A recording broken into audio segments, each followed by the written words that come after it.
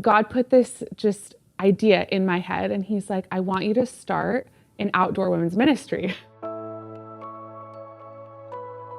I was like, okay.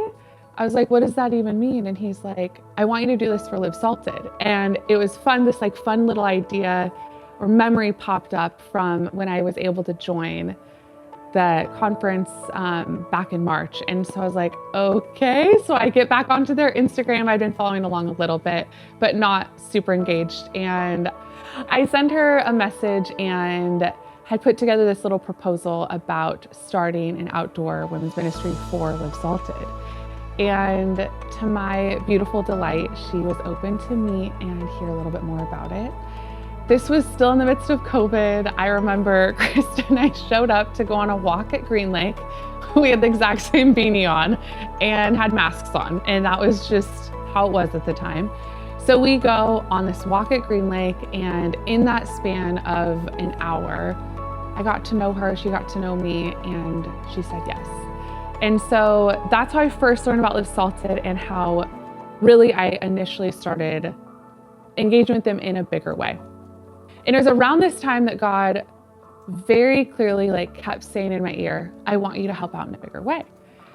And I was like, and specifically, I want you to help Krista in a bigger way. And I was like, okay, Lord, at this point I've given, I'm doing these hikes once a month. What do you want me to do? And he said, well, I want you to help. It was pretty ambiguous. I was in the middle of getting married and had other things. And so, you know how God is, he keeps knocking and keeps speaking louder. And he eventually was super clear. And he said, I'm asking you to actually quit your job and go work for Live Salted. As I said, I was working at Amazon, making more money than I ever had recently bought a house. There was really no option. I was like, no, I'll do both. And God just in his kindness, was revealing to me, he really wanted to remove this sense of achievement and success in the corporate world and me to fully surrender to him in this way. At this point, only my husband knew about this kind of God nudge. And we kept it between ourselves and kept praying for this sign. And at that point, Christian's dad, my husband's dad, had come over and said, hey, I found something for you at a garage sale and I left it in your office. And I was like, okay, random. I mean, he goes to garage sales all the time, so I didn't know what it was. And I walk in and there is this Rochelle salt sitting on my desk. And it just blew my mind. Today, for the very first time, I opened it and there's actually salt in here still, which is really cool.